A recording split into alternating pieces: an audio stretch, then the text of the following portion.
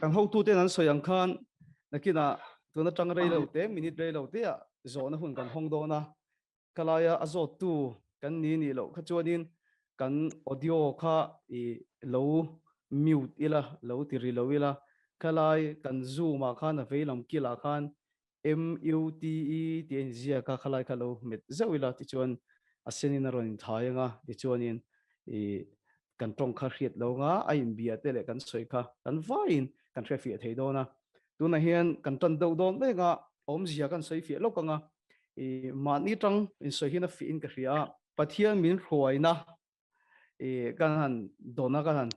chan tir lai khanin mi hriat a rom bol na po kan la nei mi alowa kan na pathian in puang te pathian ha tho te ka han soi khan mi tam tak chuanin min oi pui lowa an hre thiam bok hek lowa ka ti lai khan min hre thiam pui tu ka mo em thina khatiang de le kan tun dim muna po thalai tele thalai chi lo te po niang lalpan an ma ni bul lo tan to si kal ve mop mop mai mi tam tak pon an hriat thiam lem lo te khatiang chi te kan nu na lo chung chu voi ni hian ei hriat thiam ton pui theina tur lem chang ani be se ya kan lo in ti chak theina tur atan voi ni hian kan nu na pathian Kohna ti Thupui bik chung changa kan hriat fi lo te zo na I zo du kan nei te khai zo kan tu manga chuan kai mai hian ka chang thei ve khelo mai theya ka chan thei lo pal alo omani bon kan chin chianga a chana in pek le te po kan tu manga ke dia mi thiam jok te po kan rawn anga chuan voi ni kan bo rok chu in debate ang zong lampang po ni lovin voinia kan tum chu keima ni inti chakton na ru thiang him tak le borok that taka inti chakton na kan nei then tu borok ang zong kha ni ti khetlam tat bokila chuan kun tum chu thu akhai kho ma akal fu theina turatan thupui pakhat kan da phota pathin remati angin thupui dang dang apo kan lu tanga tun bi ka chuan kan thupui big chin hi kan thupui big chin hi soi ho kan tum chu ni mai se dang ero chu ni dang atan kan la ta tura ngai la chu tiang chuan hun man kan tumanga chuan moderator pakhat kan na ya tun voizani na hian tlema mi mal nun har sat na le he tu thupui ba ka thilaron kal chuan number te kan in penga a khan pain du le khala in biang ko thein tura tang khan pakhathian minong moderator pok do ni chu le hian dan pakhathiam chia big lova Zawhna Pathian Kohna calling chung changa Zawhna mani mi mal na nei du kan om chuan in chung mai ale jana in biang le hello ale jana ke pon ka che hello Zawhna ti hey kema calling ka hriat thiam dani adik nge dik lo ti kha karon zo du chemo hello hey kema chuan 2011 kan min professor ita chuan hello ministry education ministry mi hem professor ita chuan chu min nuwa hey kema khuvel pa de ka thlan le ta ka tu le ta ma se har tharin 2019 ha kom le ta chuan chu min nuwa hello tungkum ti khan retreat kan ei ta retreat kan ei na khan mi professor le ni chu ma se khata min professor dang khat ang lo ve ve ta pakhata chuan missionary kal turin ni ta chuan pakhat le a chuan hello pathian rongbol turin ni ta chuan kema hian vision angin hey pathian he min hu tir ve hi kati mai ta chuan mizoram chunga hey rongbol turang hian emo tiang hian kema hian vision angin ka puta chuan chuta chuan hey hello pathian calling kan pathian calling om na chu ke bai na ka hriat thiam dan chu adik nge dik lo no sil thia tu jen ka du cha ke mai na ka hriat thiam dan chu a calling chu milo professor na ka chu a calling ani thowa ani na mi me ama se ake bulakan oma ama kan biaka ama iswa bulakan om na hi a calling kan va hriat theina chu ani emle chumi ake bula chun engting e kan omanga ti chun bible chiarte tong trai quite time nei thatte chuan pathian worship ting te hi ani emle a calling a kan omna chumi huna chuan amaina du huna min the chuak turangin ke ama chuan har ka seta ima ka hriat fi dan ni chu hey chu da zong chun mai Zawhna Jonah the believer Zawhna poimo khati le mai bị bạc khát test cho bọn đi cái kia đã trăng cần soi bùi đón chín tiếng cho cần rong bol bùi bạc khát này anh cậu khăn này hiền anh cậu khăn missionary khan pasal này đó na chuan Pathian hi missionary turin min kowin ka hria cậu na katong na salut tuka chuan halka du ani ti khanin miron khila ni kabula hin ron kalamo chuan chu kan thian pa chu abula hian ti hian ka soya Pathian in missionary turin ako lo che ka ti sak mi lo chia ni ma sela ala tir lo wang che ti hian ka chang ani chu ako lo che ka ti mi lo ma se ala tir lo wang che tin ka chang ani chu mo mitam tak khi kan sap trong ko zen chu mang mai teng tro kan effective talk thailo na chan lia ka khia chu Pathian in min ko wa kan kal hal thin ase bible Pathian bi te ho kha han en ma te o Petera ten le deng la ya ko wa pathai te pon chi khon lai te ko wa ni ma se la akko te kha atir ngal ngai lo ni mathaya bunglia te ko wa ma se akko phota abula chen tira tu ne ron soi che lai kha ake bula ani lom ni iti kha a chen puya abula thila zir tira chuan tir ko te thil ti buwa tharau thilim ina chung khata ki chuan atir chuak chaw ni chumo chu tiang che chuan in nang po isoi ang deuh khan Pathian chuan ala tir khopang che alam hang khopang che ni ma sela akko na I hriat to awang khan tuna nang ma pon I ro in chang fi in ka hria atir ngal che tina kha ala ni lo ni chu bible khan fi de umena lang chu bible Pathian bi de ho po kha tir ko po la po kha Pathian khan damaska khuwa khan chiang lu tukin egina chun thu ni ke ni chu ni tai la chu eng in min chun thuk dan testimony te kan soi ngal vel ka ringa ma I so o kan hriat testimony te kan soi kol ngal vak ka ringa hun thang thana ni ma sela bible kha lo en ta wala galatia bung khata khan mo galatia bung khata kha kan keulok nge o ka bible galatia bung khat chang song ka saria khan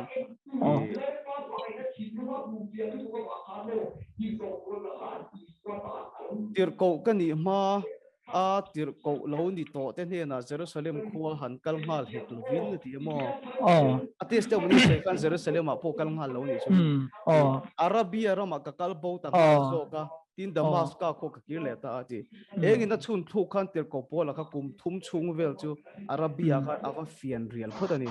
Pathian min ko hian min tir ngal khen ngai lo ni chu mo min ko ba min buatsaih min turin ni na rongbo Mizoram ta na rongbo na I mute kalenge ka China rami ti mi kha Bhutan rama rongbo na ti isoi zong zong te po kha Pathian in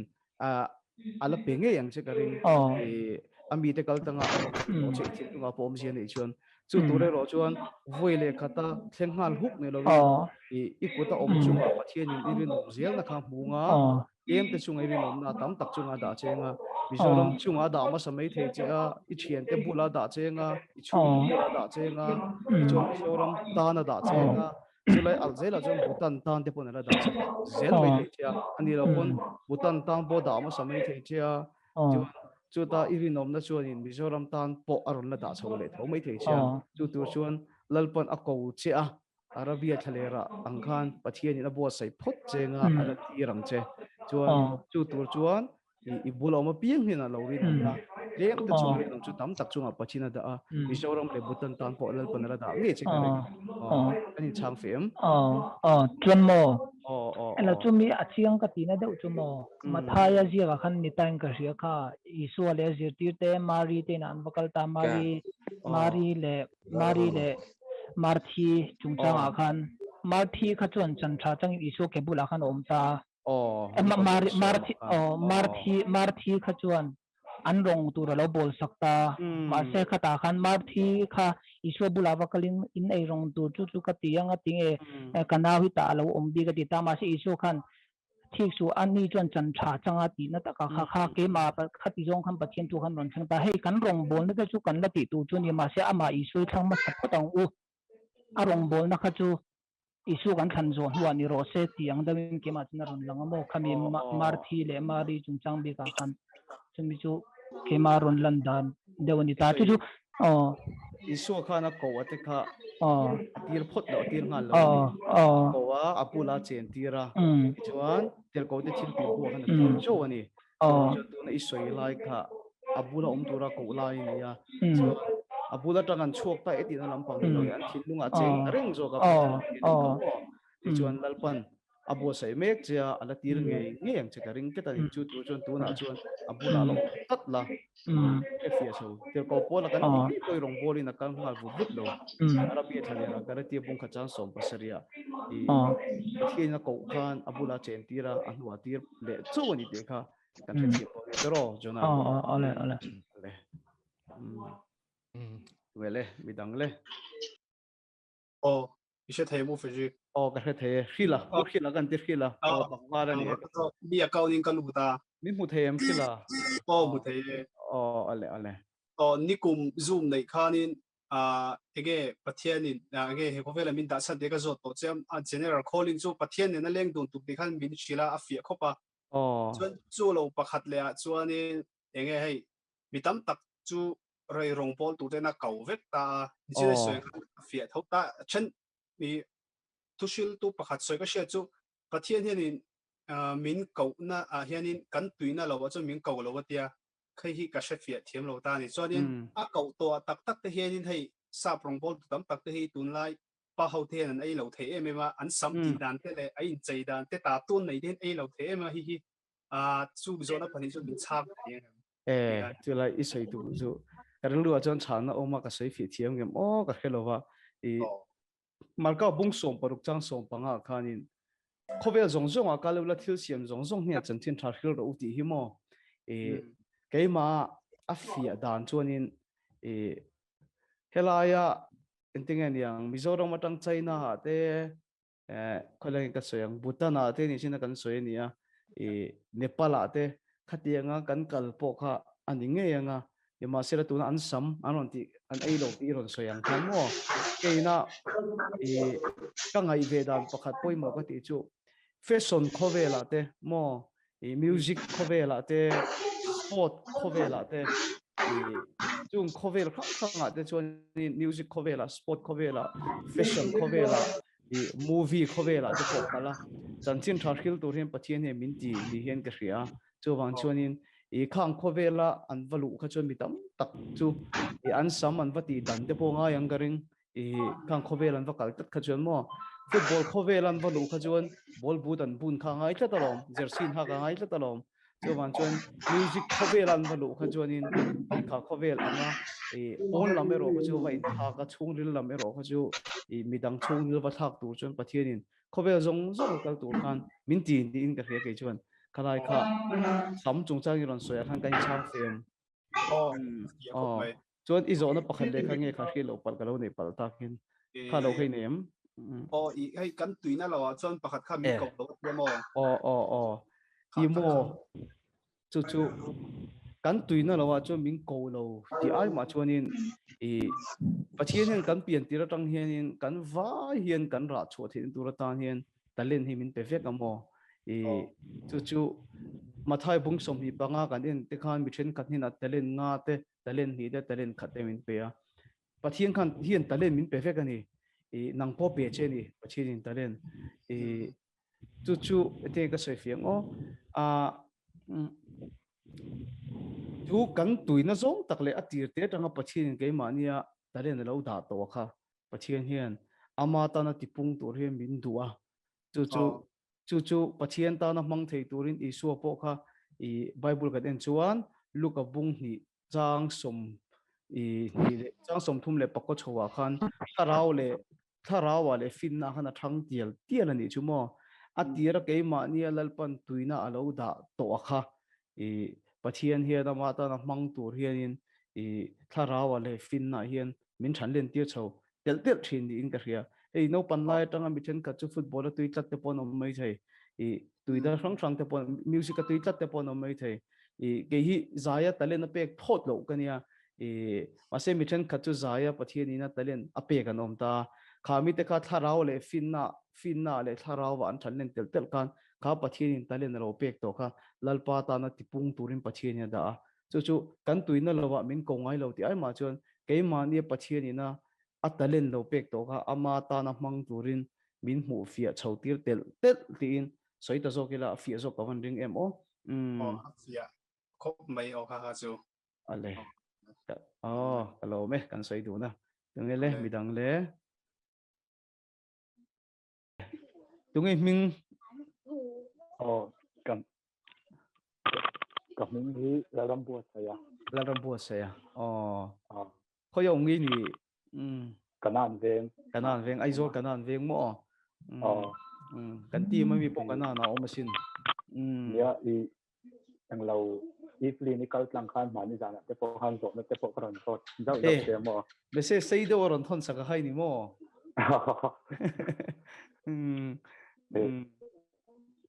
ang lâu ni a i Pathian kop na ti hian i class ten kan khan ka tong se the i chong ka fia lu tuk ke malama class ten kan khan i ke ma hian kop na ka tong se a rồi nên chú lên lý xuân là mình cậu na vàng xuân thì cái việc nó giống trong cái cảm phong hồn giống trong cái khác thì cái sở sản pha anh cái đầu tiên mình phải mình khởi sầu ra này ama là cái cả xuân nghe cái đàn hi cái là thiểm hi rất được làm ta thì anh kia cái chủ nghe miếng à tin nghe lụt thuốc thì Pathian nó sẽ lệ rồi là cái tiền cái chú vàng lệ rong bồn nó cái chú sản lâu như thế Pathian những cổ nó cái apiang về những cái gì họ vẫn rô quý về cho nên thì anh nghe cái mà cho nên anh mất số tiền em bỏ cái này đó Pathian cái ring bột tóc mệt thì anh tin nghe Pathian cổ nó cần đơn khan cái đầu tiên hình siết thì nó hi anh nghe những cần đông hoa lên tí thế anh nghe cái rộn nó cái chợ phân đấu cái rộn nó cái hết chiếm cái rộn nó cái chiếm Pathian nghe nó điều chi nghe nhá cái điều chỉnh thấu ta thì anh ama rồi cái đầu tiên hình siết thì nó cần lấy hoa lên tí thế cái rộn đủ có mò rồi nên bắt cắt lệ rồi bắt cắt lệ cái là ngay thấy anh nghe trong trai lệ Bible chia cái tiếng hi cần lụ thuộc nan chân tổng diệu mấy lòng một cái mà chân trong trai tiếng chân để nóเป็นcultural trong ta thì chân chuyện cái hiện thì cultural thì mình kỹ thuật ta chân trong này trong trai cái này xin vàng bên chân thì cái mà làm mình suy nó làm bằng cái đầu là suy cái thiam suy cái thiam trong này trong trai thì lệ nhân có vẻ thì WhatsApp phone về thì khởi đầu nhân có vẻ thì các buổi quý vọng đủ bắt đầu vàng nhân news phổ thì vàng trong các chuyện thì nhân cơ số thì mình chỉ sẽ thấy rất tục ta nghe thì mình à nhân anh tin nghe cắn lũ thu cắn tụt ta cái số na chỉ bù đều mấy thế chỉ rồi izona kha ro pui cái thì topa không ai tất kiến từ na mình lo em pui tu te zong zong poi hi ngun de win tu na kan thian pa zo na tang khai soi du poi mo de mai kan ya i class 10 kan in Pathian ko na ka tong to atia chuanin tu pon Pathian in bin ko hian Pathian ta na thil ro pui deuh ti hi kan dua kan chak vek thina thil lian tak kha kan suang to thina i chu mo amai ro chu laya chuan poi mo ka em le min kan mai thel thin nia ka khia chu hei nia mathai bung som ni panga chang som ni le pakhata khan boy thale rinom mathai bung som ni panga chang som ni pakhata mo iti try lem te chungai rin omatam tak chunga kom ti rang che ipulom na lu to ati hi kanuna chuan poimo kati deuh lai nia kan team te hin an khiat karinga Pathianin mi somruk chunga min da lai kala hiani chu Bible kan en khan Exodus bung som pariat chang som ni le pakhata khan mo Mosia khan Israel mi puite ho Rowerial khanin ain dai lo lu tuka athua ain dai lo MMA ni ta chuan apu zona ron kala zetho khan engatinge nangma ngota engatinge nangma ngota chuti vaka roi rel mai ni sawm chunga ho tu ate somnga chunga ho tu ate za chunga ho tu ate za somni chunga ho tu zanga chunga ho tu za sari chunga ho tu sam chunga ho tu mi da ta che ti khan a fui ni chu chu tiang che chon pathian po hian engza chunga hian nge min da ti hi omani chu mo ka sei he thiam karing engza chunga hian nge pathian ni min da ti hi oma mi chan chin nan ma ni ka sei do lo wa tu te emoni kan thian te pakhat hi pathian hian in mi somruk chung vela ada lai hian darong bol pui tum thleng bok arong bol pui kama se kalai kha chuni ti fu lo velong ka ti ngam ngat tur ania mi somruk vel chunga ada lai hian in vana pa ho la hin khu se da bo sai mo chun ke po kawakal vea chun stay sa hian min thutir vea stay sa kha chun mi som big ve mi som pa ni ve kha kan thua chun mi puilam kha chu ka soi ur ka hlau via wa pasari pariat ve rejur ni khom vein ka ria stage lampang khan kan tam ne ni chun ama kha speaker ani pathian thu an hril tak tak mai ni kha pathian khan vana pa hol khat mi zanga borvel chunga khan kan rong bol pui pa khala da mi lo ni chu chu wan chon pathian engza chunga khan nge ada ti in khathiam se crusade anei du ni pon vana pa hol ker kha mang do se thaturania ama nun kha in vo chawle na sa ni tu zalai ka sei du lai ta ka chu pathian hian som chunga min da lai om mo som nga chunga min da lai om za chunga min da lai om za som ni chunga min da lai om ka thian te hian an kha chi ang tang mi za som nia yan tam tat za som nia min la da ka kal khi lowang ti kha ka sei tum lam pang ani lowa effective taka pathian ina min da lai om ta ni chu ta tak chuan min da na china kan rin nom zel na khan pathian in rin ome tem te chunga poirin oma tam tak chunga kadang se pathian hian min ti thina chu wang chuan in mai son zel na turata na poimo ka te mem pathian min ko na ma kan son na poimo ka te mem mai chu pathian in min da na kan rin nom zel na hian in tem te chunga po kan rin nom nai tam tak chunga pathian in min da thin paruk chunga vel min da lai po hi kala khria ke ma po hi mo kanan venga vek an lo kanan venga ni lo kanan venga mi karon som zo ka zonu ma hian in min man tir tu i chante hi oma chuan a in a hin pathian thu ka soi hi phala chuan ka thu soi ngai thadu ho hi kan zong ko la mi pa ruk vel ba ki ka hmulawa chuan pakhat chu kanan venga mi hi ne karon phura chuan kanana tangkhan zong nu ma ka da a kalo thut lok tira kalo thut tira chuan ngai thadu ka hi le kha ka pa bai ki ka mangamo chuan khat la venga mi hi ni le a chuan in khatla ka watla le pahnian nia khatlami pakhat ka phura zong no ma ka da oi oi te lo chum ro ka te khatlami pakhat ka lo ma ka tha le ya chon thian khan ka tlan ko la chon zema boka mi ka khel ya ti khami paruk ve le ka khoi kho ma pathian ni tla hian in pathian thu ka khela rei soi tur po ka khelo chon in kan thu soi zo khan alam le thla khan ka boiral khan yu mai ma se pathian ni min da na china khan in karin o mani mi paruk china min da pon karin o mani chon ka school kal puiten an khiat garing again yang WhatsApp tia ala chho ma khana ni SMS thon thailai mi za chi thon thailai vel khan kan class mi ho de zong zong hi mi za kan tling lowa message zan tin ka thon thina pulpita khoi ama mi som lowa khoi GKP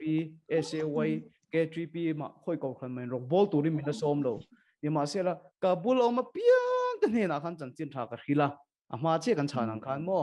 chonin kabul oma piang te hna khang tarin om thina paruk chunga min da alai ka khria som chunga min da alai ka khria min da na ka rin om zela chon tim kan nei chawa za som ni vela min da alai hi kalami thale thaya chon pathianin zanga chung vela min da alai ka khevele ati chon pathianin kan rin om na mu zel khan a pathianin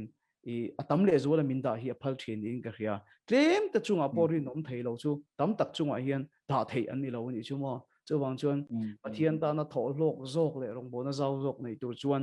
I tu na I thian te mo I bulami te I kuta pathian ada china khan I lori nom zel phot do ka school ka line ka ti pian thar ma sak ber ni ka khiat chu ka ding lam pang le ka velam pang a thu te hne na hian in pathian thu ka soi thina chuan an ngai thla thadu vak lo ma se ka soi thin anon pian thar khan kan class ten khatiang ka thut pui ten nun ama fel lo lu tuk ron dang lawan hu khan makan tia nung lampang le malampang ho ngai thadu ron boka chon kan tla zong zong en ngai thadu a lectrana ka dinga Pathian thu ka sai thin chu ka classmate ne na karinom ti tiang zel chuanin I chu school ka kalai ni college kan kal chawa chuanin kan le khazir lo lai period olaya kabulami omapia ne na remoi ne hem Pathian thu kan khel thina anui za thlak ji chu rongbolin kan fe chok ve to khozola rongbola kan kalain remoi thendina kan luta chuanin anula pakhathian he nang hi mo kan speaker chu min tia on ni e ka tia ka khelu tuk che college kan kal ho thina kan college kal lain zun ina hi mi lo ambu sa ti atong kamania ka do lo chung Pathian thu min khilluya so in hlan nei siama kan zun chok to lu tukhi melody nen kan in hlana hi te kala nga chu kan bul oma piang ten hena kan rinom thin na ka Pathian in tam le zol chunga min da du thin chu wang chuin mai son na poimo ber ni ka hriat chu I bul om hena lo rinom ro ti chon dal pan tam tak chunga dang che chun I zo na pani na ni ka hriat chu kal sual chung chang ka tero kal sual chung chang kha ti hian khoi takin en tu te pon in lo hriat fe ka du chu engkim iti chan ka Pathian mangai na awanga iti ni chun ikal sual ngai rawang kan soinon le tang iti engkim iti na chan kha Pathian mangai na wanga iti ni chun ikal sual ngai rawang Bible enti na fielu tuksu tirko pola ni makan sola ani lai kha Christian te ti du da thin tu ni lo ngai to chiang ma te wo enga tinge Christian te ti du da kan ti chon Pathian mangai wanga sin ama kha farisai nia gamali ela kebola seili ania Pathian tu thiam du tukani khati lai Pathian fa pa kan iron ti ve rongot pol chuak ronom kha khodu tukamo Christian te ti du da chan khai lo ngai to ngai ba khelo Pathian mangai wanga ni kha a Pathian ta na ri nom lu tuka Pathian fa pa kan ti pol chu ronom kha khodu tuka ati du da thini jumo ma se ati chan ka Pathian mangai na wanga ni ta ta wangin lalpana kal su la phallowa eng na ron chun thu tho chu wang chuanin nang ma po ka khil du chu ilar du wangi na mo in tieng mo du wangi na mo ni lovin engkim mai ti chan ka Pathian mangai wang ni chuan ikal sual ngai rawang in petek sual don pon lal paina kal khal thawang che chu wang chuanin kan ti chani Pathian mangai na wang ni chuanin ti dik vek khelo mai lal pa hian min huai ngila mo min siam rema ato ba chon ke mani he na chang thau thau thin chu wang chuanin iti chan kha Pathian mangai na wang ani em ti kha in en fia top photo ken en thin Frederick hin ka thil ti hi adikem ti hi ka chul tek thiam lo ma se voin hin enge ka ti na chan enge mo ni wanga mi in ti lar ka du wanga mi chumi khami wanga mi ani lo Pathian mangai na wanga ti kan I chon ka ti sual lo wang ka lo ti sual par ni pon lal pa vek min huengil eng ti hi pola sola ani lai nu na tang khan kanuna tharau thini min pek thini ni kha lai kha kan soi fi do nem ka chang che tero ale ardi itong ka thei email itilang lo mi ardi ti lan kher ngai mi ilang la in hu ila ale ka mu che ka zo soi hal meng sero testimony ang chu soi hal lo mai la zo na pa ngai zo na taka kha tero bidang an tam si ka dang ka chu du le tum dang po lal pan hun la hong chu tero tian chan dam na thu kan lo kha fia ta hianin hemi zo hianin Bible te han ke wila tirko te thil te ran thara thiang him baptisma pentecost ni atheng ti kan fia ton heta zirtir te pon dikhanin in hlan chon na kha thleng zel ta khami thara thiang him baptisma tak hi ke ma hianin atheng hi hen ka si lo wa hi ka buaina ania hemi a hianin hi engtia ti che deal look up ziak vel han share choin deal ro thara thiang him chu va pedon chu em ti vela pani cái mà hiện thành ang hiện cái cái gì là vậy cái mà mình thì buổi tu là Pathian là mà nghe các rin là na mình thì còn phi lâu tu ni mấy anh chú cái này hay hi anh mình này đàn hi ni mấy ale nang ma chang phut neng ถ้าเราเที่ยงที่มาขัดต่อด่านขันนี่เป็นเรื่องกระเสียตัวเราอีกสิ่งด่านกับไบเบิลน่ะส่วนยังค่ะอ๋อกันเลยกันท็อปิกเราตัวเล็กกันที่นั่นอาจจะต่อบอกเสียใส่ทั่วค่ะอัฐมิงกระเสียตัวเราดีเกี่ยมาพอให้ตัวนี้หาสันนังทั่วค่ะก็ตกที่นั่นก็หมดเช่นกันจูกับเพียงทาราลัลปาตันเกี่ยกับเปียนะนี่มาเสละตัวน่ะอีสวยไบเบิลน่ะส่วนยังนักเขียนที่เขาบอกลัลปาทาราวินะมินเจนจิรนีติก็จันเขียนที่ยังค่ะก็เขียนไม่เรานี่จูโมจวนนี้ต้องเขียนเราที่จะไปให้จูกันโมลงำเราว่าฉันจะไบเบิลอาคันฟิลุตุกินเอามาเสกก็อดเราก็ติดที่นั่นฉันจะมิโซรมาเห็นกันตำโจเขียนกันตีเราโจกันยังฟังเห็นก็อดเลี้ยมเราก็ติดที่นะมาเสกันโมลงำบิกเรานี่ไบเบิลเอามายังฟังกันชุดที่เวลการอาจจะเก็บพวกก็โคตรสัตย์นั่นนี่จวนอาไม่รู้ชูตัวนั้นอิสยังคันคงอินทุกข์เรียกับเป็นคันปะเทียนลำพังทิลจกคันกันรู้เห็นหลวงชาวนี่จูโม่มินติตุยหาแล้วนี่จูตัวนั้นพอนังมาปุยตุยหาในทักตานี่จูเขาเวลำพังอันนี้ตัวเราวินปะเทียนลำพังตุยหานักอินทักกังเจ้าคันกับตุยหานักคงเขาเก็บพออินทักตาเรียกเรากันเป็นคันตัวนั้นอิทาราอุชุนคันนั้นโดนจากคันกระจากถิ่นตานี่จูโม่จวนนี้เตียงคันเองก็หมดจนจากแต่ว่าถ้าเราที่เริ่มชวนคันนะโดนจากก็ข้อสักนัวคันตัวในรอนสวยลูกกับบุ้งสมปะขัดจังสมปะขัดถูได้ก็เลยพอปะเทียนที่ตรงใจก็ดีหลานชินเท่านี้ถ้าเราจีนอินกันสวยดอนเตียงถ้าเราว่าขัดที่ตัวในอินอาคารินบรวกอินติขัดังติดใจเลยตัวในอินค่ะอินเตงกันตีขังกันตีชวนบรวกข้ากันกุดิ่งกันหัวมันกันไปโดนไงออกซิเจนบูกันเก่งงาแก๊สข้ากันห้องกันเชนลูตังอันนี้เราอินข้าบรวกติขักันดูชวนทุเทงเตะถ่วมโนเตะบุกเบลเตะข้างเขาจงข้ากันละช่วงเฟกังที่ชวนเจียงตะกินบรวกันเราขัดตัวนี่ชั่วโมงจุดเตียงที่จวนนังโปถ้าเราว่าอีขาดชาวด่านตัวละจูคิลดังจงค่ะเชียอินิตุลังอารัลตุลังทุเทงกันจอยชัวก็อินี่นะบุงเบลกันจอยชัวก็บักเก็ตกันละชัวกังเจ้ากันอินุนะเราหลวงตัวมาสะหค่ะอารัลเตียลังทิลลุยชัวระละที่ชวนอินุนะถ้าเราโจกินที่ชวนอีจันเรียดเทคบนังมาปนิเรียดเทคบินอารมณ์หลวงขัดเชาตุเจลังเจชวนอปันหินาชวนถ้าเราเครียดให้จริงหากันเนี่ยสันนิษฐานตัวพิกชุนในโลกมาเสียจันดังอาหุ่นกันนั่นนี่บนกันนั่นลูตัวร่างไงล่ะเฮ้ยมีสิ่งที่เครียดนั่นจริงหากันเนี่ยกันฟีลกันตีหิมะเท่นะกันเนี่ยตัวรอชวนกันหูเท่นะกันเนี่ยตัวรอเครียดนะริมกันเครียดเท่นะกันเนี่ยเลยทิลกันเครียดเท่นะกันเนี่ยเบ่งกันเครียดเท่นะเครียดนั่นจริงหากันเนี่ยอย่างเงี้ยถ้าเราเครียดนั่นจริงหาพอเฮียมาไบเบิลเห็นองเวกะจะสุดดูแลจันดังอาปุ่นกันละสวยถูกเลยส่วนละง่ายละส่วนตัวน่ะส่วนนี้feelings แค่กันนี่ละแค่เราตีนั่นนี่ไม่อะอาไม่รู้จู่เครียดนั่นตั้มตักอันที่นั่นอันที่เงี้ยยังเครียดนั่นจริงจริงเองโมนิคันปะเทียนจู่อินเนี่ยนะไอ้พวงโตเงี้ยยังจู่เครียดนั่นจงปกติเราปัดเราวินตัวนั่นกันสวยยังคันช่วงมีบุงเบลลุยขลักชวนนี่ชวนนี่เครียดนั่นจงรันลวกขัดเวทเจงอ่ะที่ชวนถ้าเราว่าขัดไบเบิลสวยยังตักค่ะนี่ละจังเสียลังเป็นช่างฟิล์มอะไรการชูเฟียทั่วเมื่อมาเช่ให้ติดเกาแต่พวกกันให้ตาไว้ขัดตาอีทีนะคะรองบอลหน้าคันอันวักตาสมาริคัวรองบอลหน้าคันถ้าเราเที่ยงที่มันจุงอารมณ์เข็นไทยน่าตรงใจตุรินเป็ดเตระเล่เงี้ยจ้ะอันวักกันเล็กขัดเตียงคันนี้ขัดเตียงถ้าเราเที่ยงมีกุดงั้นถ้าอันสั่งไม่อังชีที่ขัดเตียงขัดขันนี่อมขลายขัดเตียงก็จะทิลตีบุงเรียตัวนี้มั่วอิสวยขจางสองปฏิทุกท่าขามีแต่ขโมยเองเงี้ยโมเจนปะเทียนตัวเราเคลียร์เราโอ้ยตัวแต่จุงอันนี้อัดเห็น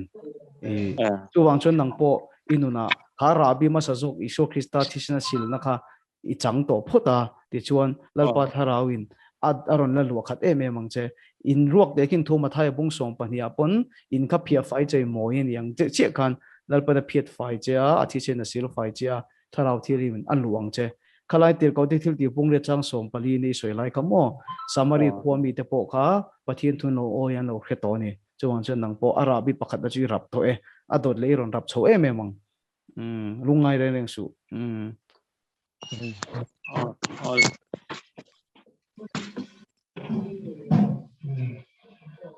le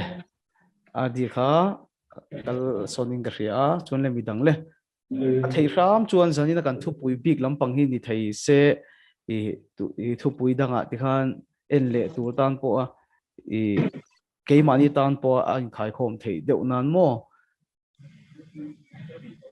oi te ngor lok ok khongain missionary turin min ko ning ka ria ni po ka do ti thleng ka ria mà sẽ thì khang cắt tụng nét lại khang cần đại bel ta ni cái quan mà sẽ tụi tụi quan Pathian các thả choang lâu mà sẽ cắt tụng ang khang có mình là quan mà sẽ Pathian ni na mình có na ni akasha ta khang ta pasal kan nei pa quan mà sẽ các pasal nei na chuan in inge har sana tam pat khang kan to ka ati ra chuan in thì khanin Pathian na wang khanin ka hmu thei ve ze na ni chu ma se ma ni a in khongai ve chin na lo oma ni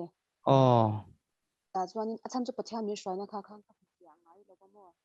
ka lo hmu fya lo za hi tun nu hian ka hmu cha ta ni ma ni in khongai na te khang wang khanin i lalpa i ma akat in tinge i trong hian an en mute le de mo ka met mi a si lo ole i trong ka hele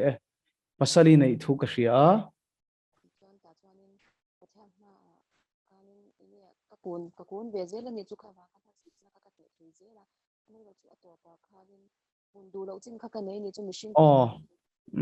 chuanin i kan in chen ta ni kan pa ni amei lo chu ka ta kan han in chen ta ka Pathian ni na men han khoi hat ta chi na le min shwai lo ni aka shat la ya min lo shwai na tam si zia ka hmu kha ma kha ka in chir ta ni tu wang chuan Pathian na po i hai dam ka ti la ka thei po pen i khami in a wak chia ta hi tun thing han kan min han ala tua ra ni li ani to ta kan chen na ni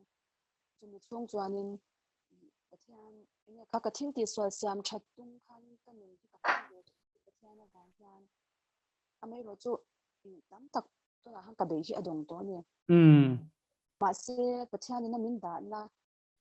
ka shat si awang khan Pathian na min ko na kha ti lo tin lo kha ka hlau to si ani wang chuan Pathian na min ko na hi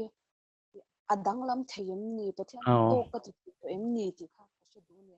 ele izo na poimo i kalab bedon che ani le mo i mosia khamo eng wanga piang nge ni Israel fa de chan chok turin tro chuan apian tur thu po kha faron ri ta fang kha na hul lai piang ve da bo kha suat chawani tro chuanin i chuan mosia kha thang lia zela anwa khan Pathian ni na a ko na po kha ria tro chuanin a chak na mang kha na mi te chan chu te kha tu ma ro su tual te kha wa that dung ta a chan chok thei mi lawa chuanin a tan bo ni mosia kha chuanin ngai to te mosia pian na chan kha disina ka zot to chia Israel fa te chan chok tur na pianga chuan zak mai tual te la that zaka chuanin i chumi nu ala tan bo le a ni le ta khan Pathian khan khai mosia chu alak tlak lo mai i ati khan Pathian khan midang arwatem arwat lo tro Exodus bung sari chang sari lo thin chiar Pathian in mosia a ko le khan kum somriat mi ni to ni chuma i tuna hin kum somriat le ni lo ti chu en che khan ka he theya chu wang chuanin mosia po kha kum somriat chung khan Pathian ni do a Pathian ni na buatsaih i adai dik vek lo pon Pathian in a ko na le than na kha alam let sak lo ni chuma chu wang chuanin i Pathian in engemotan tak a ko che ti in ria chuanin chung konga chu ni kal kher lo ani pon Pathian in ila dam chung chuan midangar wal lo chuwang chuanin kum somriat ani pon mosia ko le ni tiuna hian ila ni lo kum somriat lalpa hian i ala ko le me chia ala mang nge yang che kum somriat mi ni to putar mosia po Pathian in a ko le lom le tro i chuanin i Josepha kha Pathian khan ingtika khange ami te chanchok turin lalro pui taka aruat don ti amu tir kum kha kum som pasari ani khan Pathianin mu manga petoni chumo lalro pui taka ni don ti kha ka unaw ten chi bai mi no bu ka chuti khati te unaw te ponun hot kha Exodus Genesis pung som thum pasari chang khat en la khati lai khan Josepha kha kum som pasari ni ma sela a unaw te an khala mi na umpuya te tang le a chuanin Pathianin ahman hun tak tak chu kumeng mazat nu ani chu wang chuanin Pathianin inopan pasari nei ma pon a ko to che nangma thil tu ma nei ti kheto ma se mosi ang deuh te pon yang chu kong chu idai dik vek khelong mai theya Pathian te poi tlan bosan mai theya iom na hun tur te po ikal bosan mai thei ni ma sela khami huna khan tuna poni soya lalpa oi khelea lalpa hianin arelu la lam le lo ila dam chu lalpan nangma ako na de thanna che khan arelu alam le lawang Pathian lu nge je chu setan atang hin ar chiang ka tiamo te khopa thil ti theina te thu nei na te kha Pathian setan kha lo pe ve ya chon an tluk san le to hu po khan he chu aswal le to emai swal emai ke ma min do na mang ket lak saka ka ti mi alo ni chu reng ngai to ma de tun theng hiam Pathian poi sei nan athil ti theina alam mangani chu setan ngai po hian chu wang chuanin Pathian chuan a fel pele tong aswal la leang moite chu aswal le to me la leang a fel le deuh to peleang ti ang mai Pathian kha ni lo chu wang chuanin pasari nei ma ko to chu chi khan tun hiang po hian a ko na khan Pathian chu ala ding het reng chu a ko na chei din ve le Pathian ni na mang men che mo kariru apakhata chuan mo kan pana to ka ti to hi nangina kamishing na kan lo ti lui hi om ve ta tu ka hlau bera chu anita ani tu chan tu kan bel tu pastor ti le pastor sang sang po hi ka rawn to thina ni chu ka bang an na wang han a chan chu ke ma han pasal te chu kan lo mangai lo thei lo ka mangai na le ka mishing du na awang han ka kai to chong ni Pathian ni na min da na ni to lo hian la ya hi ka buai thin ta ni chu ke ma se ka thin lung sung de la Pathian ni na Pathian ma a thu tiam ni na khan min chel ani thinin moite mo i pasal chung chang te khami chung chang a chun le nei le ro nei to su ti zong kha chu engeng yang a personal ka ti do le ka mo mi ma se ke na ka soi pui du lai ber zo ka che chu Pathianin eng po di se ko da che kha Pathianin voi khat ma ami te alam le thu kan na mungai lo mo a nei le lo wa khan ka boy lo ta ni nei le lo wa ai kha chuan Pathian ni na min da na zo ka khapi ma ka ya to lo awang khan kadai swal to zo ke ni ti na kha ka ro om ni achan tu ke ma ka mo lo le nyang ti khamo Pathi da ko na che kha intim mo ka mu fia to lo kha intin nang khami hmuna khan in nal pa hian tok nin lo ti sak to nge ti na la ya kha ba in nei le lo ram kha ka su to le mai ro tu intin nang tharau bo tan kha chuan nal pa hi khan min da ni chuan ka se si ni imo len chuak ani lo chuan Pathian in adanga da lo hang che ta ka chu ni chu ka du chu i kha thiam em i len chuak ani lo chuan adanga da mi lo hang che Pathian in class 10 ni pass lo chuan class 11 nei thu thei lo chu wang chuan in mundanga middle school pass lo high school a an kal thei ngai lo chu wang chuan chang dang ka na mundanga Pathian da don chuan tuna a ko na le a than na che kha irin oma iti hlotin ma chu Pathian adanga ada lo wang che Peter ngei po Jerusalem a Pathian isu phatsana chuan Peter man le na ma saper chu Jerusalem a thawani mo chu wang chuan in Pathian ina da na che kha i len chuak ani lo chuan Pathian chang dang akan ti che ka ring lo chu i khem hun tlak le wan ram kal lam pa ani lo tun dim hun chu le i ti turi ti le ti lo zok khani om je chu tero a fi ma soi le chinte a fi kap me speaker in ta hianin speaker hianin internan anointing te kan ti ta hemi hi hriat thina te ang te hi speaker hianin internan lúc sau chú mai anh lâu khan zol này Eliza le Elisa khanin thà rau lệ ni chân khá deal ta nên puan là lâu tuần chung sang pe ha Bible khan kabuta anh ziak ta chú anh tiếng nan worship leader te kan oma speaker te om ta chen pastor ten oma chunga chuanin anh tiếng nan kami speaker ve khan nang ma hian anh tiếng nan nang ma hian in tian tuai moni ne na khan tian kami isiak thi akha mang khanin siak ithi na kha awak tho he anh tiếng so yang cái hết thiêm mi suy tâm chứ ilan chong về thiêm mi đi na mi ilan chon ni til thei ani yem thi ha apa khana chu lai khabo i kami lan chon kha chu a thei ni chumo amai ro chu kan keima na ka du sak zo nge mo ka du ni lovin Pathian ina du zo nga ti tu khan min tir zo khei ta ni kha thiam em ka sei tum chu tu na hian kan worship leader chu remo ya ni ta chuan ka school ka lai tang ka kom to ni ta ka du sak zo nga ni em awang khan ka hlan ngot thei chung lo Pathian du zong zo ka hlan turin keima kha Pathian min kaltlang thei keima hriak thi nong kha ta ni lo wangin kha thiam em Pathian ta kol ka ni awangin Pathian adu ape tura tang kan min mang thei ni chu iron lak chua Eliza le Elisa khan mo Elisa leilet lai kha Eliza khan anunga khan apona wawa tor akal san ni ta dei ni Bible ka lo chiar chiang ma lo mo chu wang choi adu zong ber pon ni lo mai thei ngai to mala hore pu ka khan Pathian o hriat khan ai o turin Elisa hriak wa thila ati khamo chu wang chuanin Eliza ina asoi pui pon ni lawa du sak zong pon ni lawa Pathian in a hriak thi du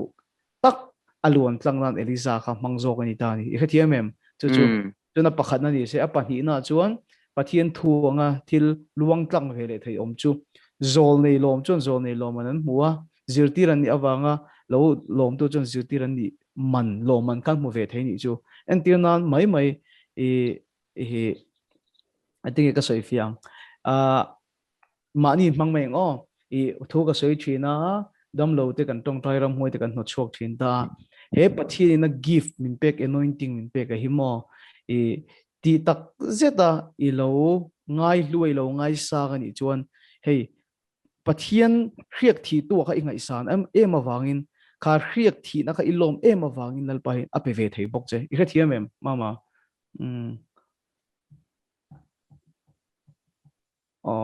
afiang chu mo se thiam em se thiam keima Pathian in ram hoi no chu thin te dam lo ti dam thin te athil ti thin kha ilom em chuan keima ni loin hriat min thi tu khai lo mani chu Bible tong kam takin chu wang chuan Pathian in ape ve phal che kha thil kha chu wang chuan in chini omani chu Pathian in adu tak apek nan ami te hriak thi te luang tang theya chuan chu Pathian mi te lalpa hriak thi te kan ngai hlut em wangin Pathian in a hriak thi tu lo ma wangin chu hriak thi na chu min pe ve thei bok ani chu I kha thiam ang te ro se thiam me fia khop mai alom te ale kalom ke po le tu na tang hian pathum mo pali mo ril ru nei leng chuan chu mi chin rang chon top lam ril ru put kan tum chin do ni mi phone le itong ka tong share itong ka thei ta ka mo bok che cái sợi chân mấy đón xin sợi tóc mấy rồi imo sáng thì lẽ xóm bằng cái càng hở na mà đều rất là nhiều chú tiếng live cho nên anh lâu anh nghe cái máy ha nên thì cái tìm mấy hay cái bên ngoài ha mình rong cầu chuyện này chú có một thiên lai thì đều tăng bồi ta cho nên hay bữa thiên cái gì đón chuan cái ring lên về box xa sẽ tên thì các phal box xí là ba cái gì cái nên công chuyện này cho nên cảm đặc khi anh nghe trang cho nên cái mình thì mình rong cầu ta mà bạn cái hở rút chuyện na cho nên ba bù lại ha nên mình cầu mi thì cái gì ai đặc lâu lúc tụi cái mình rồi tổ chuyện lúc tụi cái chú vàng cho nên ha vàng anh yang mua rồi thì mình thì mấy chuyện na mà mình rồi tia mình cầu khan nên cái lão chuyện này chú trong cái mấy ngày nó bao cái lâu lúc bật lúc chơi mò lâu khai anh vắng anh lâu như này cái chuyện ở kami cái chuyện chia khanin ke ma lau na ron chin ka lau tup ani chu ngai ni ka shela han sai zel photang le ngai chuanin chu ka shat sia thiam thei lo tun thleng ka shat sia thiam thei lo ni ka zo mo hang ati po kan speaker tam tak te te anga te pon ka zot ve nwal to ta min shil fia thei hin lo lo ni ti me yang ti khanin voi thum voi li vel ni chu ani le mo edingen ko che ka pi lok pi remi pirem chu o chu ning ting ron biak che min biak na hi kala chelo chu voi khat mi ron ko top che me ka min ko wa remi te hi ron ti chin ta mo e ka mo thil ma se ka mu hi la ka chiang box si ni ka soi thiam lo ani bom dan ka mo hi la ti hian ka har hianin ka har chiang thei top ani chu chu ang si lo ti ang ma se hei ka bula ha mi om ta se an shve ang ti khop hian ring takin min aw si ni chu sham ka boy thei tu ka shom hi ka ti thei lu tu ka ta chanin I voi khat chu a top na tu ra hang ka na hi thok to lo mai thei ti hian min ti ta ni chu ta tin mak khi ka ti lu tu eng na nge hatiang lampang kha hei ka boy na hi rei ve tol tu ka ta chanin I kan sei le zel lo panga mo ta cha min lo tan thei tang ka lom fia wang ka langai the I mi puina ka ma mo to pani tu tun thleng hianin ti hianin hei nge nat na hi ka nei pha mani ka ti ni chu cho thei lo ten ko ma jing chia cho ka e thei tu na hian sa kumli chung ani to tung kum hi kumli na mo doctor ti sang thei ang ani le pirem I or hiat chon ti tur khil chuang lo che tro I ming na ko mai che tro ki ma zo khan ka lau tlet china I Pathian ani emon ni lo emot po lo ni se nga tinge I chong chai lo I ching chin ko ta che min ti chin ni ma se ha tiang o ka sha khan ka lau tlet chin ni imo lau na me ngai to chian ngai ka ti na lai chu I or hiat a khan mo Pathian o chon lo na hmuna khan thammo na min pe sok thin hi ta ni chi frem achan chu bible chuan lo na tharau min pe lo hrim ta chuanin chu wang chuanin ngai to chian ngai ka ti na chan chu ni ta chuan lalpa in mi abiak chuan ti tur a hil thin tang pui ta ti tur min hil loin bengai lo chu ka ti lowa kan mi mal nu na lalpa in rol na hi chu om ta ni chu a mai ro chu tu na kan soi ang thila kha chuan Pathian in mi abiak chuan ti tur a hil thin bok ani chu mo chuan chu ba ka Pathian o chuan min ti dam thin ani Pathian ka thu chuak chu a thu tir chu ka mi te ti dam thin da kha oi hri ta tanga I dam lowa I hri sel lowa jing chau chau ye thei to chuan mo I or hri ta zo ka ngai to chian ngai ni in ka hria mo chu wang chuanin achan chu Pathian o tu na I or hri ka Pathian o chuan Pathian thu min khoi lu thina ke ma ni nu na Pathian thu chuan min ti dam thina min ti zalen thina lau po min chu zalen zok thin ni chu mo chu wang zok chuanin sual o ka ti mi alowa ma se nangma nun zok in nun in yang tu ni ti lo tu ra beina zok ani in ka hria chu wang chuanin beina zok ani ka ringa mo chu wang chuan aron betu che ka setana ni ram huai ni ka ti lo wa chan chu khatiang khan thila khen ka ring bik lo ke pon amai ro chu ini dan turang ni thei lo tura sorin nangma a beina zok ke po kong thong sang min be thin tuna en tu te pon kong thong sang in a be yang chu mi kong chu in na beina I tok zok ni in ka hria a chan chu Pathian o ni se a tham wonang che a tham won nge yang che an lo lo pon bible kan en pon kha samsona pa te ne na van ter ko wen lar de an lo pon lau su ti ni zel chuanin ram pu de bola arun in pon pon an lau thin ma se thamon o thleng le ngal thin ni chu mo chu wang chu e lau ni ti hi ku meng mo chen ni to Pathian ya chu wang chun kha o ka Pathian atranga ron chuak fir chu ni se thamon o aron te lo hu to chuanin ati dam lo dong lo bok che ati dam jok tu chen I awangin chu wang chun kha o kha ingai to chena ngai ning ka hria number karon da langa ngamo he number hi lo thin chiara ti chuanin I dule I ron soi nga ti chuanin tongtai sakna te kan nei don chen ne ti chuanin ati dam hi rang che soi ro piram pon si khu kan su pan ta mo ani de wok han ani ta ni chu dan chok ngam bok si la wa tiang tiang ke mai ke anxiety na sa to anyang ni ti pe lang te mi a chang khan mo chu kan su pan kha swalin hey nang ma hi a chu ne to zok chemin ti ni adik po ka ring ani ta chuan mà sẽ là in tiếng nghe Pathian ấy các câu về nó sẽ thế lúc tục mòn nó đi tất cả chân à mấy rồi chú cái câu tục lâu tiếp bao lâu thì mấy thầy ta bất luận gì khan mình chỉ là mình trông trai quý nó sẽ tục cái này à mà bộ cho nên mà sẽ có đàn hi mò gần chỉ lẽ lúc thì mặc gì chú riêng cho thì khan cái ấy lâu ta rồi chọn thì khan chọn nuôi tial ta nó tiếp bao lâu thì mấy thầy ta à chọn nuôi tial ta tụi tiếp bao cái ngâm lâu thì ăn khang cái ta thì chú chọn thằng hiền à mấy rồi chú cái nôn này hi rồi nó là chất bốc xí nó lại imo pirem nó cái sấy lại pa ha cái sấy cái thiam kulon si sấy kha adik nge nga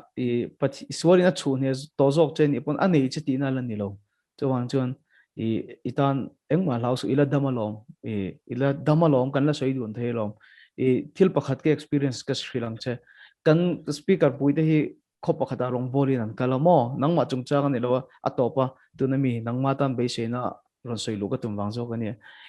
me che kum som paruk mi ko chung an ram hoi lu tin chu chu chu a boina sa khopa langin a boi ni sumo chuanin an ti min an tong taya no chok theilowa chuan an beingel bon no chok theilo kha aron ho hi kabula min thila Frederick alu thuk to lu tuka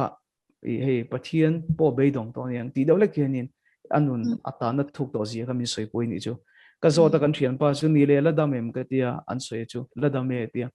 ala damani chuanin Pathian ala beidong lo ni chu ka tia mo ala damani chuan achan chu mi ala dam chuan Pathian hen ain lam le thei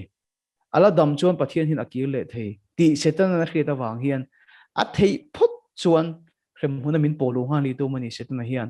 achan chu ti hlum turin a local ti che turin a local mo ru turin a local min ti hlum hi tu mani kan la dam chuan lalpa hin akan kil le thei chu ti si enga tinge kan la dam kan ti chuan Pathian min la veng ani enga tinge min la ven kan ti chuan kanuna lalpa la beidong lo ti na ni chuan chuanin kan soi nulang chu ini lawang amai chu ila dama kan la soi tun theya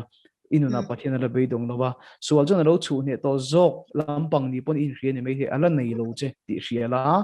chuan kha o hriat kha Pathian o chon thambun min pe thina Pathian ka thu chok chon min ti dam zok thin ti lai te kha kan khai khom sak du che ni chu chuan chuanin number karon tilang nga ta chon tu le kan be chon jom donia kan in bia kha ale le alom ome pyramid kan soi du na ni pahni thum tan hun hong leng ti chuan azo lam kan hnai don ania tunge le ret mi ka mu ke pon mi pahni in sha theyam le yo ka khe theye ret mi te tero tian ka lo soi mai le zo na pathum ka zo don sia lo ngai tha cha ama chabera kum upato tak specific calling ni lem lo Christian pa ngai ni nan lo omta chuanin ma se Pathian hian mitin kan thi ti tur nei min duang kan ti sia kan lo dam chana chuan Pathian kauna shilo hianin Mizoram ma mi boite tamzo hi an lo ralin an lo thi chin tin na em ni ti kha karon so na chuanin chumi ani lo cha hedilaya zona ron zo tu te Pathian in na kauna she Pathian kauna she chin tu te Pathian na impoda tak tak nei tu te hi em ni ti na kha pakhat na ni ta mo pakhat na zok chu mitam tak hi Pathian min ko na bi si lovin kan no boral thinem ni ti tro ani le al kauna she tu bi te chu Pathian he nai tak tak bi tu che em ni ti kha Anita number 1 sumo number 2 le thin hin ai zom donem ai zom lo ma se ko na level 2 3 ai zom lo chuna pakhat da ka soi chim phodila imo a ko na khe tu hi ma nai tak tak tu hi an di kher chuang lo ni chumo achan chu Bible kan en po kan Pathian ina ama nai tak tak tu te ni sa kher kha ko lo wa ma se atir to ero chuanin ama a ko le tir hi nang lo ni chu he thiamem china pona ti lampang kan sei khairon khe pha iron khe manem ka khelo mo zirtir te peterate Johana te Jacob te Mathai te po Pathian khan an len ding lai te a ko ti chuanin a ko khan a tir nga lo ni chu mo a ko wa abula chen tira a buatsaih tir ko pola nge po egin chun thua lalpana ko wa tro chuan Galatia bung khachang som pasari Arabia thlara kum thum chunga fian rial le a chuan chumi nuwa lalpana tir chau ta ni chu chuan a ko te hi ama nai tak tất cả ông khéo hi à câu chuông lâu ta này chú căn suy điều chú căn vai hiền mình cầu với cái này Pathian hiền mò mà sẽ Pathian cầu nó căn khiết đàn hi anh ngang vết khéo lâu rồi mình thấy khát chuan camping anh lúa đang speaker te thu soi đang tên anh ria cái thiam em chuan mình thấy khát chuan anh ấy chúng nó công an tàn lại tên anh ria mình thấy khát chuan sual lam anh tàn lại tên anh cái phía ta này chú vang chuan Pathian ni na min cầu tôi min đủ đàn min cầu thi na cho vang chuan min cầu đàn công rồi số anh ngang vết khéo lâu thin ta chuan isoyang khan ringtu zong zong min cầu na kong ni china handiron so general calling the specific calling aron tia aron so yom zia chu en tu mithan khat khitiam no par kanom tak in general chu hey general uat kan ti hospital a po mi zong zong ta nang ni chu ring tu zong zong ta min ko na a oma thil siam zong zong he chan chi ra khil tur te min ko watro chu chu atam ta chu iron so specific abik ta ka min ko na hi bible a hian fi tak tak en oma chung hello chon kan boral thidem ni iti hi mo rongbol to pakhat soi tha ka ti do mai chu than mol hi entinge mun lu ber ni khove la ti mo achan chu lung lu le rang ka chak tam tak phu min om ati ni chu mo chon om zin thelo mai thei man ni lo wa lung lu le rang ka chak an ma ni a than mol an lu pui na mun ani ati than mol hi mo mania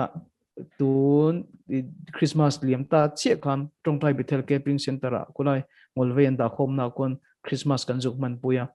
pulpit atang ka ding ka hoi chuak hi lung lu ka mu chau ka ti ni chuma he ka soizong pon kala feel let he lung lu ka muwa ma se a eng chuak lo drugs in a hlia khuwa sugal in a hlia khuwa sum don in khovel a hlia khuwa mi tam tak chu sugal in a hlia khu thi ni chu chu nga boral chu mi tam tak hi than mol an liam thin chu wang chuan Pathian in a big tak min ko na hrelem lo ba boral hi kan van thanem tak em ron soi khamo ting lam pang lek soi tu kan zanin hi kalo in tin tu zo ka ma ro chu azan tirala ni kan la in phor kim lo ni ka ringa kan la in zo chuak lo zok tani i zo na kha tha panhina kan kal don mi niang chuanin chu Pathian ko na kha alo dong ta te ro ti chuanin yamai ro chu adu lo ber line kha lo ni ta ti chuanin maselak pen bo san ngam si lo ma se pen ngam tak tak chuan bok si lo khami din mun lak lo dewa om de tan khanin engtin nge Pathian thu oi thei tur khan ama lama chana lo la kang Pathian ko na kal thei tur khan engtin nge chana lo la kang imo adu lo te a hre zo tak turin Pathian in a tir sia te ro chuanin a tir na kha Pathian on ni ti a chiang em izo chu Pathian on ni ti a chiang sia te ro chu chu ani chuan mo Pathian thu oi phot na khan mo Pathian in ama dam na te i khethiam em a chen chil na te aron chan khiat chun chom tirang ngatinge adu lo zong taka Pathian in atir ni alang tuna soyang kha chun Pathian kha sual mel riong ni chumo soi phor number 3 khana in zoom ta khata khai kalo da li tanga athan chu rongbol tu tam tak te an chan jin jang te kan lo char ta kong rum ra ve tak tak ma nang nge poni testimony ate po he kong bi bo ve tak tak lo ta so da zani enge har san na laka chuan Pathian chu arin achan chak thin nge me I ma selang enge ding ge na kha mishing puta du thlana chuan in ngat ve tho Pathian kan rin na tele ama chan tlat na dun kha he mishing thlana zaina lo ni ve na la ya khan khata tak khanin Pathian ko na kan lo chan khat tak tak ka ange engkim kol sada kan lo kal khanin masi amatan khanin har sadna ni mo churin zo lo na am ni mo din nge tok lo na mo Pathian to oitlang lo na khatyang zong alo thlenganga ti chi te khanin hei inge mishing atang chuan inge Pathian min ti lui bok si lo kan du thlan na zo nanga khan ta khanin mishing tan khanin hei Pathian phatsan le mei te din he to lo mei te kha om thengin ti khan number 2 le 3 ka kalo khai khom ge hetiam imo hian a fiang em ka hello mo kan om na mun azir hian kan thil da ni dang ani chu kan thian nu tang hian ka soi fia thina kan thian nu pakhat hi chiatlang khuani mo ki mi ser chi bul ki chon aizo lai hian an cheng boka aizo la nom chu chal tlang ania chuan kaltlang an lai khan kha covid kaltlang an tam zul lai khan ya chuanin khalai khan ai zola kho sareng ani chu chuan chiatlanga a ho khan ka phone entika nge zol ron kile don ka tia fiam thu chun deuh tho ama ro chu ai zol lovin ai zol an thir dan ani ti pok ka thowa ai zol mi lo point en tho ka ringa ai zol ho in lo mom ne na ron ti ni chu mo chu lai chung ka ri lo wen thil hi om zok ani chu kan om na azir hin kan thil thir dan dang ani ama chuan ai zola om renga covid tam na hun venga khati hun lai covid tam kha chalta kan lockdown an containment zone na veng tam tak an pon ma pon an pon lai om khania khalai om reng si khan chiatlang atanga a om lai khan lo thu ka khelo ni chumo pathian mi takania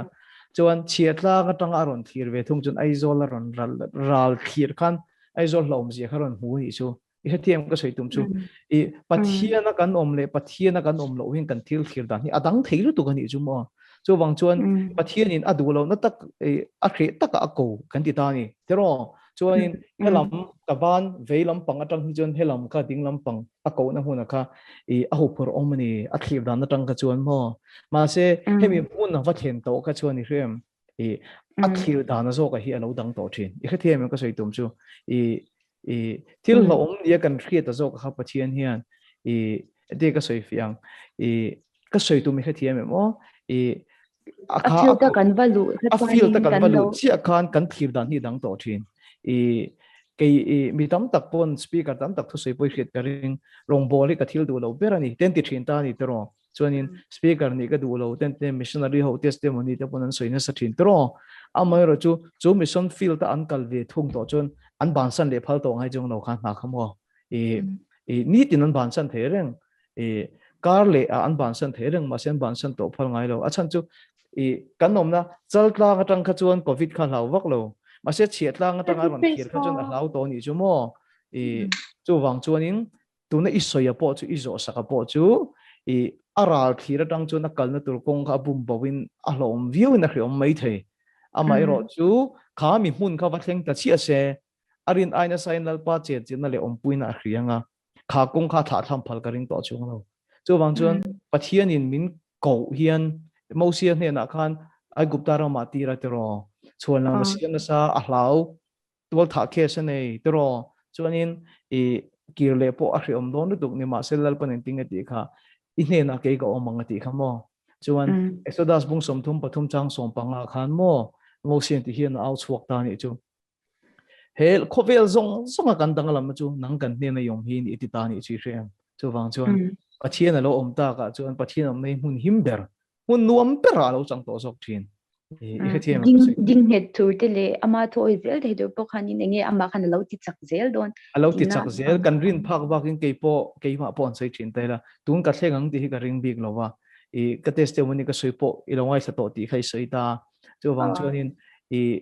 tuna thalai tam tak te bulen ka sei ve thina rong bol ka pen chhuat ti don lai ka chuanin tlangwal pathian thoi ni hi za thak ka ti thina mo ke chuan mi zong sun tiam ka khelowa K3P a 3KP SOA in mangpa ngai ni ka chu atha ma se tui ni hi ka zak thrin ni chu mo ma se a feel ta kan valu chi hian thil hi alo dang thrin chu wang chuanin chu thoi na ni ta ni i kha thiam em i min ka khelo ret mi ti ka hu dan che thoi na ni ta ni suang nge po kha lalpa thei chu ni se min pel ro se atia tro ema se la ke ma thu ne lovin a khe ve ni tro pathina ko na mun kha tir na kha nang ma thu ni ro se ati na khan mo Philippia chuan ming zong ming chung num ber pathin pe a i khathiam em le mi te lein hoi mi te po iso minga chuan bok khopang ti in kha thoi na khan thi khop hiala thoi na khan la pan mal som na a mu pha ta ni chu mo chu wang chuan a har lai kha chu kan pathian thu kan oi ngai na lai ni a chuan a mun kan va then hian dal pa hian milo om puya milo om chil tat thin khami hmuna kan om lo ai kan om lo khan kan ta hin a hriom du zok tang pui kalon kan chang fia che em red mi a fia chalu tu pe ale kalo me chang fia che mi pani vel tan hun hon ne tu mila tu nge le mama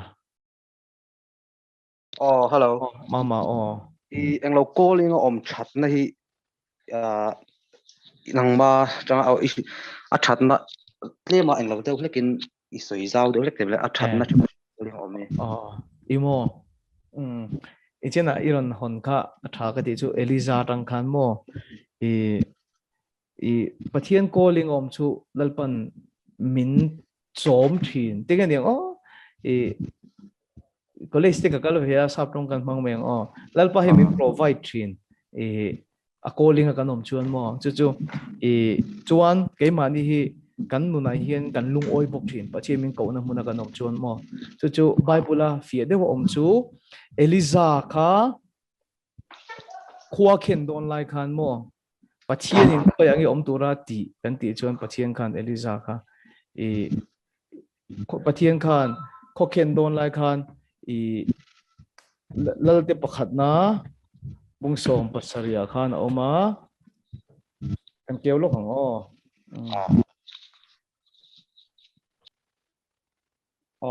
eliza khamo kho khen lai khan kerit lui ruama om turin ti ni su kerit lui ruama chuan ichina zona redmi na miron zong che khan jordan lui ruam te po om karinga Israel ram khan lui ruam thatak tak om karinga ni chumo ma se lalpan om tura ti na chu kerit lui ruam ani i khefi mama chuan Israel ram khoron kheng tak tak mai chu ama chom turin chowak te khalalpan thulo pe ni chu wan ro puem ama chom turin lalpan chowak te thulo pe ni chumo chuan kho khen lai zong khan eliza ka chuanin sa I charchara lalpan chom charchara ni chu i kha chiam ka soi tu mi manem chu tiang che chuan ani lalpa hin om tura min ti na huna kan om hianin eliza kha ke chu tharau mi ka ni tho mo ka rau tho zol nei ka ni tho chu ti khati ti se mun khan lui ruam khan khan adu na ruama adu na tlanga om se kho kheng khan a mit hlum veang a me hlum ve tho karinga mo a mit voi ve viawang ma se ama chom tu chun lalpan thu pe to ni chu ka thinlung om hin ka sei fi thiam ngem ka khachi lowa mitam tak kan nun kan ril tram em thin na chante mo ti sa zona cho pon no tharaw kan ril tram em thin na chante chu lalpan om tura min ti na huna hen kan nom lo thin wang ni ka ria lalpan om tura min ti na huna chuan alan dan chon mun thalo zok ni pon lang ma se lalpan om tura min ti na huna kan nom chuan lalpa he min chom thin ka testimony pakhat kan zepang janin chu ema thut na huna in thowa BA kan zo lim khan USA Bible zir turi min sawm ani chu chuan Bible zir turi min sawma ka zir man jong min tum sak dona ka chung te theng to ki enkol tu thun soi boka chuan enkol the ni ka ringa chan chu USA poisa lu zo ka mo koloma poisa nei tam lo mai la ka chung te kha chu ka phu thuk the ka ringa ni chu ka chung te hian zir turi min du ka thian tha ten USA Bible zir turi min du veka beron sawma chan ka chu zir tir tlak ni min ngai wang khania chuan ka tong trai ta ni pathian hena chuan aka thinlunga pathian chong theng chu isaka ka Abraham fapa khamo anrama khuaron khen khan ai gupta rama pem ve tu mani chu chuan ma se pathian in rem tilova Israel rama thalera ni chu thalera khan bu chi tu rin ti ni chu angai to te ama redmi nen khan in zom che tho niron zo nen khan bu turin thalera tia ti chuan thalera bu an tu che kha ale zaina atharani chu van ro pui tak chu thu chu kan na ron theng ani chu mo e po ram ro pui zo ka kal du na gane ya em du na gane ya ma sela khati lai khan USA ram ai tan chuan Mizoram te chu thaler ang tluk ta poni theng chu sei war du tan chuan ma se hemi hmuna hian oma athu oi turin lalpan karin na thai chi tu turin min tin ni chumo ti chuan Mizoram a zok ka omta ate atriak ka huna satche tharau bo beng sang nge atriak ka hu hi mo chu wang chuan alan da na nga chen USA return ni te kha ka chak lu tuk ma se pathian in om tura min ti na huna hen kan ra thin kan thil ti hi athar lok thin ni kha thiam em USA khan zukal lila kathar thawang kara chuak thawang karin ma se lalpan min ko na hun taka kan om hin kan thar lok thin kan ra hi alo tam le zo thin ti kha pakhat na ni se chut adota min chom thin ti khamo Eliza kha pathian om tura ti na huna han om lo se atam vengu tang ama chom tu chon chowak thu pe to ni chu BA ka zo tera mi na min du pui ber chu pastor ni turi min du na sa ni pastor na hi sawm kan za tlanga na ngai sanom takani ma se ke chu Pathian pastor turin min ko ve lo ti ka khita ni chu mo chu wang chuanin I tu na nga kal tu zo ke min ko ti ka khia ka chung ten pon pastor turin min du zo a chan chu quarter an ne ya thatin lo chiang san nei boka ka tiang din mun kha a thak le lom zo kan ti ni chu amai ro chu pastor tura ko chu pastor kal ngi ro se kan ram dam lo na ni ka khia chu soi ta bol mai na mo pastor tura ko ni lem lo pastor na thok kan tam ka ti mi tam takhi mo chuanin hei I kha thiam em ka soi tum chu chu wang chuan kei po kha le kha thiam wangin mo enge mo wang khan pastor na lo thok ve to mot bo ni mai la sum le pa chu ka la lu jok mai thei tu na ka din mun ai quarter tha po ka nei mai thei ma se ka thara o ril tram thawang ma se tu na lalpan kerit lui ruam jok om tu ra min ti na huna ka om hian keima chom turin om tu ra min ti ma khan chowa te thu lo pe to a voi nen thara o le ril ru le taksa voi khat ma kala tra ngai do I kha thiam em tu wang chun lalpan om tu ra min ti na mon hi kan ta hun thaber ro ni thin ka sei fem mama so apani chuanin rem Eliza le Elisa chungchanga bok khanin internan riak thi turin Eliza khan Pathian in Eliza hena Elisa riak thi turin ta tro chuanin khami a khanin Eliza wana hruai chawa omdon khan khala khanin Eliza khan zui to lo turat in Elisa khan azui lui ngat ta hen tinga keima ania du na te hemi ei vatum tlat na te hei Pathian keima ania internan machine hain ada thin nge a riak thi to te hianin ente ka fan soi ka soyom je man soi tong ka hedin bichina khan ka chang to ching ka khriam mo I Eliza Pathian riak thi ani na ka Elisa ka ngai lulu tu kai rem zui to lo tura ti puna zui ngar ngar ani ama riak thi in om kha ngai lulu tu kai rem chu wang zok chu ni china pon ka zol nei ani awaga zol nei ngai lu tu chon zol nei lo manan huang chu wang chuan Eliza Pathian riak thi na ka Elisa ka ngai lulu tu ka Bible a chun tingin azong zong ilang ziak lo ma se hemi te pahin ni ke poka enna sa thina mo chu bang chon mi kalsan ro khawai tam taka ti ni ma se akal san theilo reng reng ta tak chu ni china pon nang po example la ka pek che ka ma ni ke mang mai ka ti khamo mi soi chun ka soi so ba kan rong bo na tlom te te lalpan hriak min thina te hi worship leader ni mai thei ron so da tang khan ni ka lo ring de le ka tu po lo ni se ini lo mo ite ingai lut ke pon mo hei kami ngai lut te ang khriak thi nei ka dong thin ti ka ria chu wang chuain Elisa pokan Eliza azui ngat na khan alo mana dong ani chu I kha thiam em ka lo to ka fia khop le a khriak thi tu kha ngai lut ta lalpan aloma a khriak thu tu kha lo ma na pe ni chu ka lo to ka pani emo pakhatan hun hong leang ti chuan kan sanin kan du tok don nai nia Samuela zo le ka ngai thla hey zo na mai hey lom thu hey ka shriu lo chemo hey Frederick ka lo me Samuel hey atoi zong hey ka rei lo nga ma se hey zero enge hey close hing ber hey nang ma hey ka biak theina ang chini don ta mo hey ti thai ka lom lu tu class A trangkhan pian thar ang angai ti ka ka to da khami trangkhan ka boy great to ka boy ni chu frame ka hey rongbo tu tam tak po hey ka zong chho ka ni chu ma se hey ka chana ka hey ka thiam pheo ni chu mo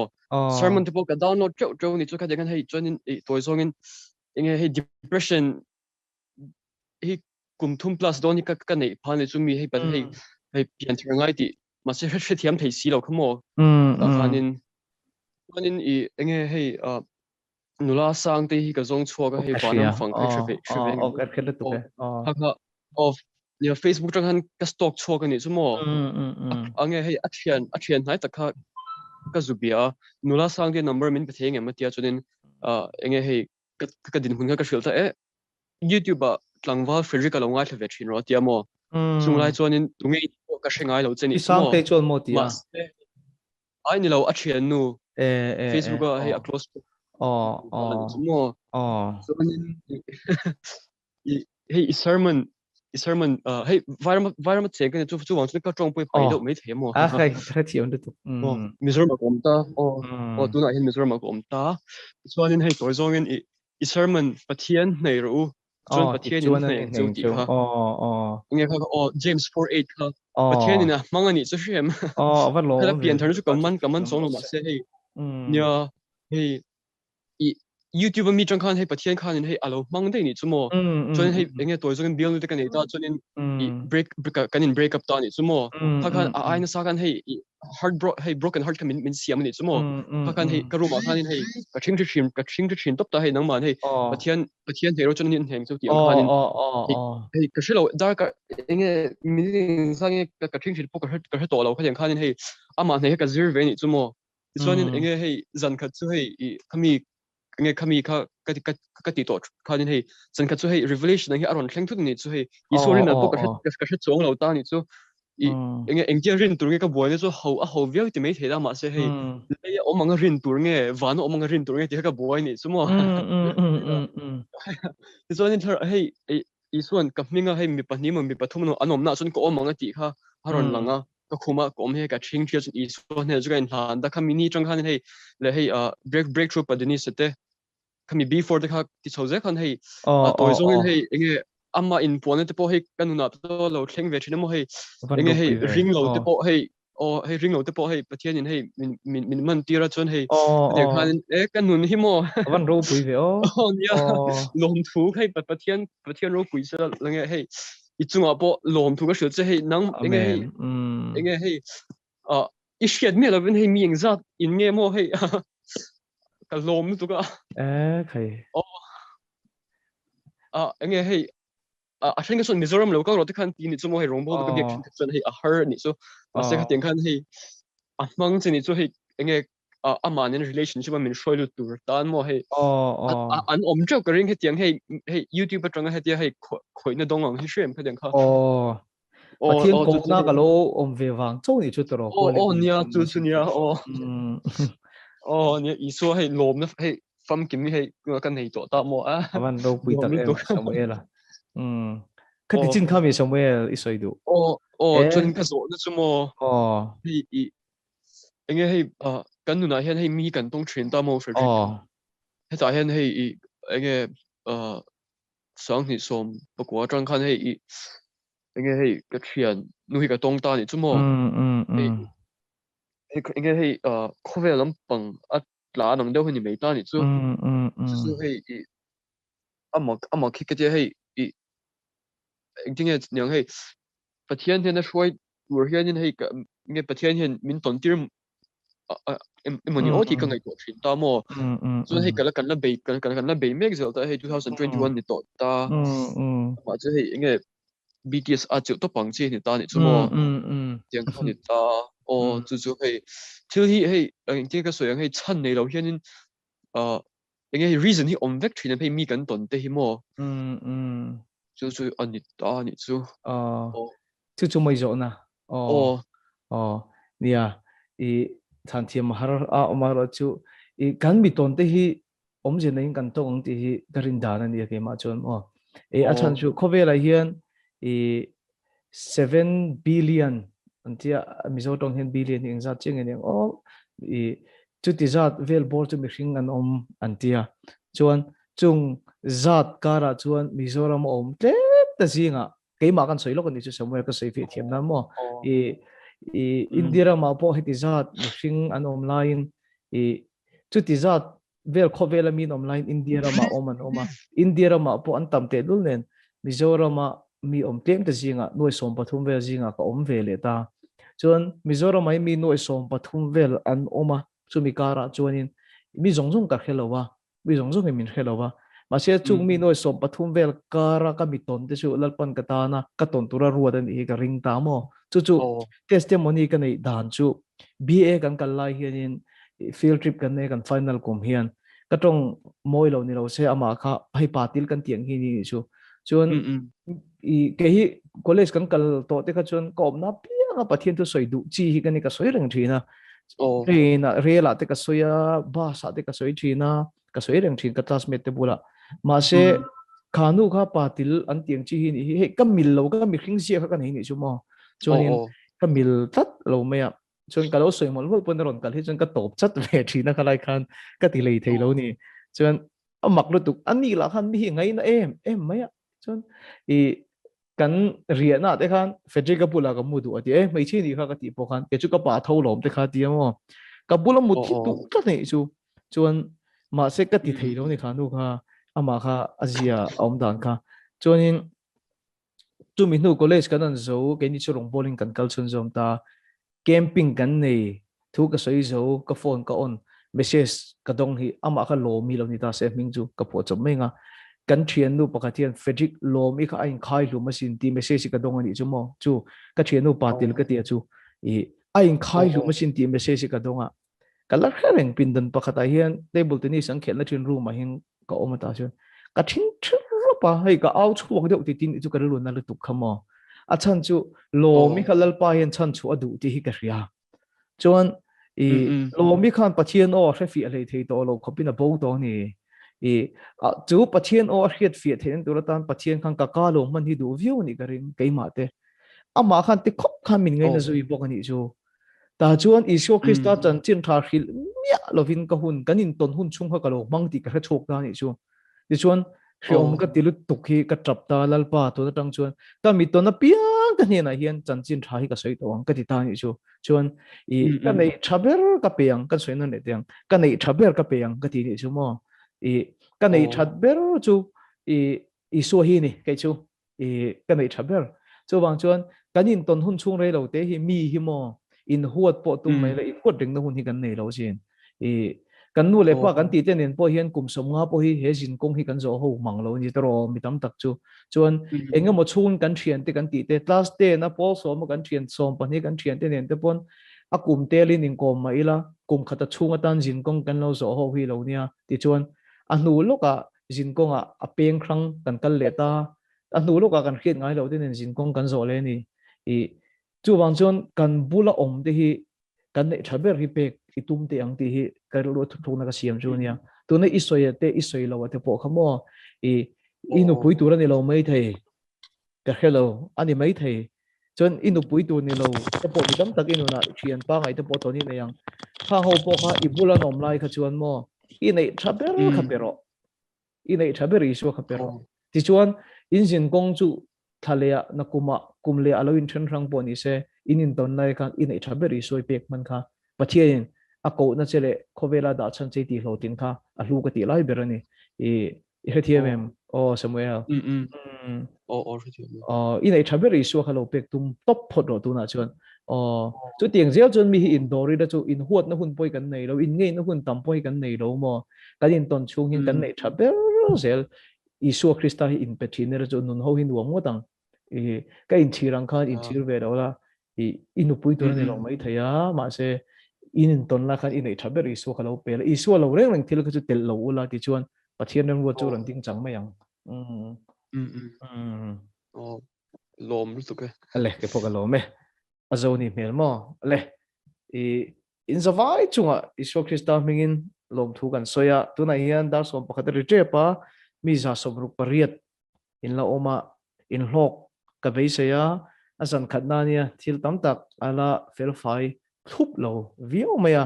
amai ro chu apathian thu lai ka in lo ATM ka beisaya kan thu cha soi rungot ngai thak ne lovin tun tum chu enting yang mi atanga zo na le chhanna soi ho na kha kan sot pui kan beisai dewa thu hi chu home crusade te kan nei YouTube pa te kan da kan soi nem viewin ka ria khonga in hian in meeting sa kan ni to boka janin hi kan sot puyam ti kha kan khacha ka adota naktuk zan hi hemi pathian ko na calling ti bi ka hi zan khat chu thil zanina thil la fil file lo te line la chang lo te kan ompal theya tan hi naktuk zan hi enting yang kan la tile dung em ti kha achet lampang hin in soi theng em chuan thil pani ni chu ka soi to chuan apathum na chuan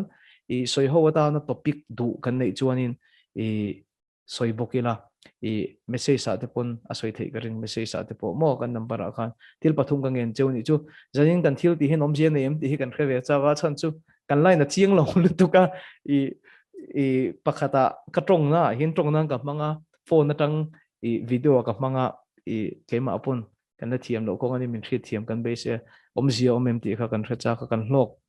vem ti de kha lo om tak zet chuan naktu zani chun zom le tha kan ti em naktu zan hi pani na apathum na atan topic du zual nei kan omani chuan soi ho ta na topic du zual nei kan omi chuan tho thei ani boketi khamo naktu zani chun zom tha kan le ti em dar som pakhat rik dona za som ruk chuang kan lo ma tiang ho ringot po hin soi ho wila kai chuan lamen te la soi te hi lain huam khop mai chun zom le naktuk zan chu ke ma pon kan lu om dan deu ni naktuk zan chu la chun zom le ang o phot mai na eng chen nge ti chu la soi lo wila pathian ko na calling ti big chung changa ke mai bo se na ang po hi miron la zo chok lu tuk lo mo tiamang pathian ko de hi enge cheng jang nge om engang nge lal pa min ko na chi hrang bible la omem ti te kha nang ni po pathian lo ron wala in na tui hal na tak tak kha pathian lo a ula chuan naktuk zana chun zom le kan tum do ni kan soi le soi nu debate ni lowa in hiala ni lowa in ti chak ton nan yang khan tharau zalen taka inkom kan tumanga naktuk zanda riata chun zom le kan tumanga ti chuan Bethel Ministry Mizoram YouTube pa khan flyers poster ang hakaron post denga Instagram Bethel Ministry Mizoram ti ale ti khan karon post boka nga naktuk zan big to program aling te athala kong chi te khan ron post kan tumanga naktuk zanin al kan post lo naktuk alo post kan tumanga ti chuan naktuk zana in mole kan tumanga chuan Bethel Ministry Mizoram Instagram ti ate emokha topic du dang kan nei chuan in khang ta po kha